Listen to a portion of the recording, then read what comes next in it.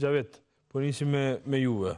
Po, kjo është deklarata e ditës, po themi. Pra, kemi gatishmëri për nisjen e heqjen e masave, por megjithatë ka disa kurzime duke përmendur, pra tekstualisht Kaja Kallas thotë mbyllja strukturave të përkrahura nga Serbia me nën përpjekje drejt shtensionimit. E shtensionimi është kusht për heqjen e masave.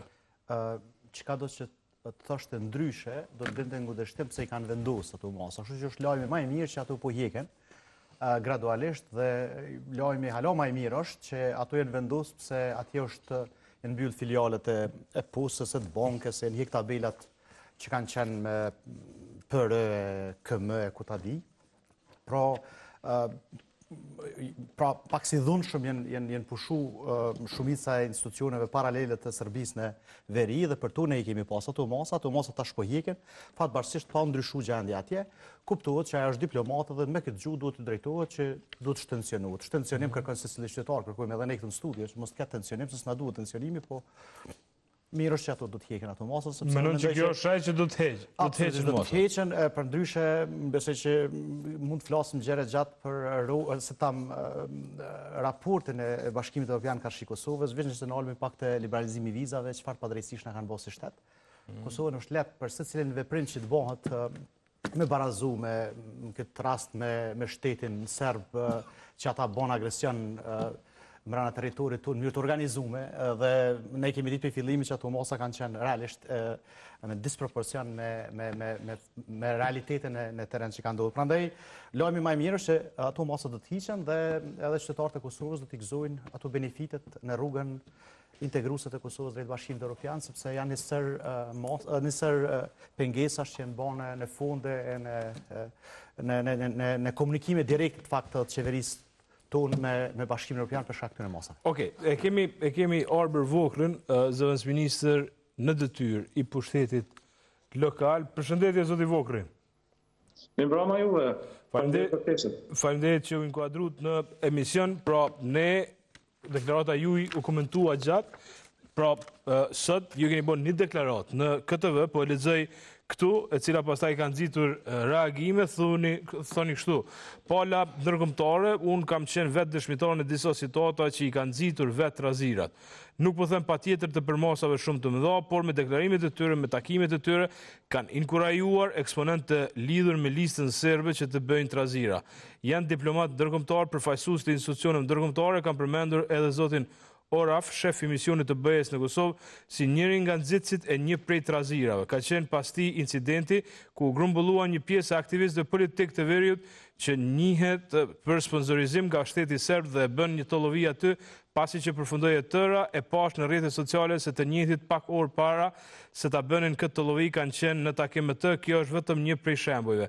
Lidhur me shqetësimet eventuale të bashkisë ndërkombëtare, mendoj se të duhej të përcilleshin me ndonjë arsyetim apo argumentim, pra përderisa nuk ka as rezistencë nga qytetarët serb, përkundrazi ka pasur përshëndetje dhe më pas aplikim dhe kërkim për të marrë shërbime nga këto institucione. A mundi me na sqaru tutje këtë deklaratë, zoti Vokri?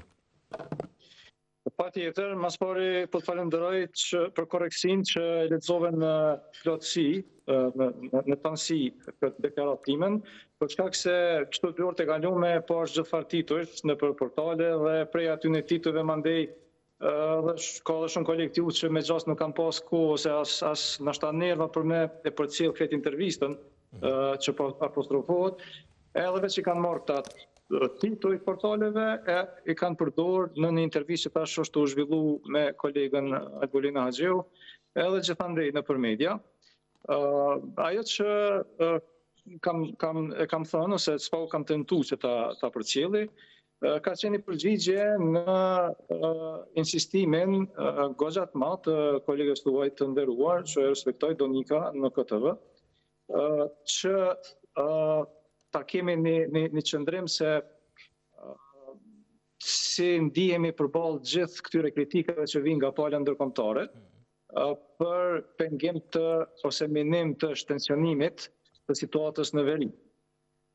Dhe tash kjo çështja e tensionimit në veri, mendoj që po thyet te mase, për shkak se nuk di për çfarë tensionimi mundet me u fol, përderisa nuk ka as trazira, do të thotë reagime të qytetarëve sërt të veriut ndaj veprimeve të institucioneve të Kosovës, përfshirë ato të policisë, për vendosje të ligjshmërisë dhe rendit atje.